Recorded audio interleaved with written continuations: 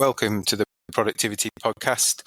It's our monthly chat with Diane Whirl, CEO of Rendell Intelligence and Insights. Hi, Di, welcome back. Simon, great to be here again. Good. And we're in, this year's flying by. So we have a month flag, don't we? So this is February to March, but Easter's in the mix. It is, for the first time in a number of years. It was an early Easter this year. And it was cold and wet and didn't feel like Easter. So all my hopes are pinned on the May bank holidays that there's actually a big yellow thing in the sky called the sun that gives us a bit of warmth. Yes, I mean, the early Easter, you always run the risk of the weather not playing ball, really. And it wasn't as bad as they forecast, to be honest, but it was pretty chilly, which always means that people don't spend what they might have spent over Easter on garden furniture and going to garden centres to buy plants, because it's just too early to plant them. Yeah. So I think for the DIYers, the companies and the people that like it, that comes in the next round of bank holidays or all that kind of stuff. It was a bit early for them, but they'll be set up because Easter through, summer's their Christmas in effect. Having been there and done it in a previous life for a number of years. So talk us through what we've seen February through March. Okay, so I'll start with Footfall, because obviously we need Footfall to drive sales. And Footfall into stores from Sensormatic was actually 1.3% down year on year in March. So a small decrease. And it's not a huge decrease. And actually it's a decrease that we've probably come to expect. And it was a sort of a pre-pandemic trend, the small decrease year on year. And of course, over the pandemic, everything got moved around and we saw these huge peaks and troughs. In February, actually, it's an improvement on February. In February, Footfall was 6.2% down on the previous year. So it's actually strengthening a little bit, which is great news. And in March, it was shopping centres that kept level, and retail parks and high streets saw these decreases in customer numbers, particularly retail parks, where the year-on-year decrease was 3.5%. So that's reflecting the fact this pullback on spending on large ticket items. People aren't. They're finding that they're just being a lot more cautious. So we start with Footfall. So it's okay, not amazing, not terrible, but not fantastic either. And then we move on to sales. And essentially, we've got two sources. The main source that I've referred to is a source from Beauclair, who produced sales data based on debit card transactions in UK towns and cities. So this is physical store sales. And debit card transactions account for about 2/3 of all retail spending anyway. So it's a really good source of data. And in March as a whole, spending was 0.2% up on March last year. So a very marginal increase. But of course, we've got Easter in the mix there. So, and we didn't have Easter in the mix last year in March.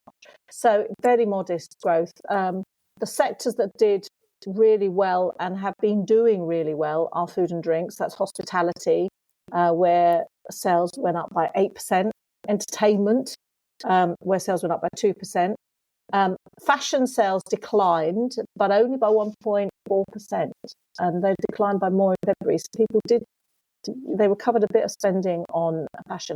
But unfortunately, household, which includes obviously those visits to retail parks and gardens and big ticket items, but small as well, had a torrid time, and sales dropped by 34% on last year in March. So not good at all. So March as a whole is sort of following the trend that we've seen in the previous months. The spend is focused on hospitality and entertainment, self-care. Grocery did well at 2.3% up. Health and beauty was down, and self-care has been strong in the previous 2 months, averaging about 4% year-on-year increase. But when we talk about Easter, it's a different story. And that'll be my next point, really. Good. So grocery, clearly everyone will have shopped over Easter, I'm sure, in at least one of the big 4 or 6, depending on how you categorise it now. They will have seen volume, but I'm assuming margin will have been hit slightly because everybody had half-price leg of lamb, half-price shoulder of pork, all that kind of Easter expectation of deals.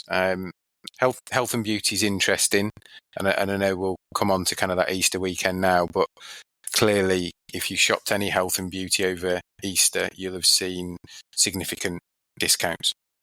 Yes, and really that's what influenced the shape of sales in March. So over the whole of March, health and beauty declined, but over Easter, the Easter weekend, health and beauty sales were 20% higher than Easter last year. 20%. Wow. I mean, so like for like, yeah. Like for like. So we're looking at Easter this year.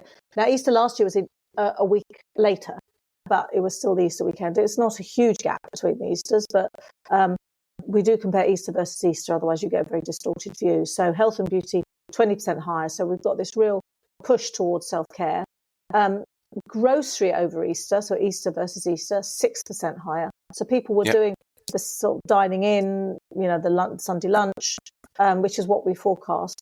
Food and drink, so hospitality, 8% higher than Easter last year. So clearly people were either dining in or going out to eat. And there was this, we always knew that, and that's what we were forecasting at Rendell, that it was very much about experience and entertainment. Entertainment was 10% up from Easter last year. Mm-hmm. Interestingly, though, fashion, which was down over the month by about 1.4%, was up at Easter. We hadn't anticipated that. So people were starting to buy fashion this Easter, 6% up, which was really encouraging. People getting ready for holidays abroad, buying the Possibly, summer stuff. I mean, we've seen a lot of Easter holidays abroad, haven't we, this year? A lot of people going for Easter holidays. Buying a winter coat if you're staying in this country. Yes. Snow boots and hats and umbrellas. Rain gear. Mm. If you're unlucky to go camping, you might want to buy some wet weather gear. So I suppose that plays then, doesn't it, into people getting ready to go abroad or going abroad, that big kind of 2-week exodus. I know a lot of clients I spoke to of ours, they were, where they'd got the 2 weeks off with the kids, they were off somewhere a bit of a warmer climate and taking advantage. But also because Easter was early, it wasn't in this country, you didn't really, I suppose, with the weather, go to the coast or the beach or the day out, so you defaulted back to the takeaways or the grocery, your kind of Sunday lunch stuff, which plays into that market. Absolutely. And it has been exceptionally wet, so if you were going out for the day and you hadn't got any wet weather gear, you might have to buy some, because you just couldn't take the chance, really, could you? So Easter was actually very strong, but I put some insights out for the month for Beauclair, and I called it robbing Peter to pay Paul. Really, people held back very strongly for the beginning of the month and were waiting for Easter to come through at the end of the month, and thought, well, if we're going to spend our money, we'll do it over Easter weekend. Yeah, and a bit like we're preconditioned to expect deals. Absolutely. Certainly in the grocers, certainly in the health and beauty sector, fragrance, etc., skincare, we're programmed to expect something at Easter.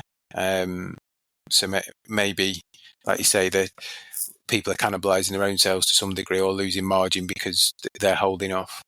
So March to April then, which will be our next month's recording. Yeah.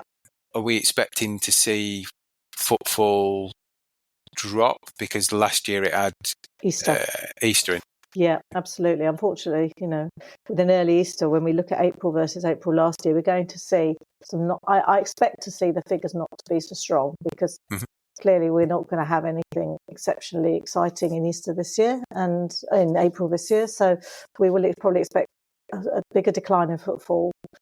Sales won't be as strong either. People will have spent it all over Easter this year. So I think we have to brace ourselves for a bit of a rocky period in April. Yeah, and the weather, again, we're almost at the end of April recording this. The weather's been non-existent, hasn't it? Wet, grey. We've had 2 days very cold, actually, over the last few days as well.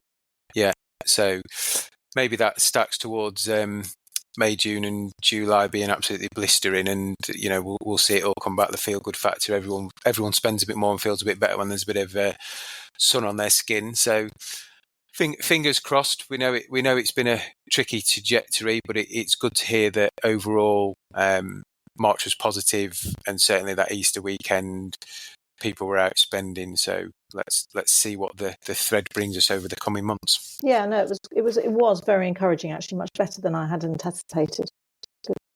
Good.